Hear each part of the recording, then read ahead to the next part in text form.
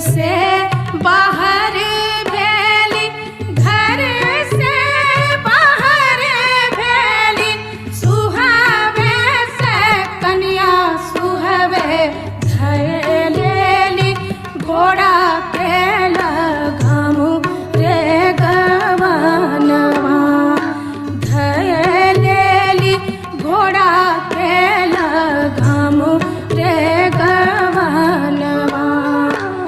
अपने त जाइ छी प्रभु देश रे विदेशवास, देश रे विदेशवास, हमरा के कहाँ छोड़ ले जाइ छी रे गवा।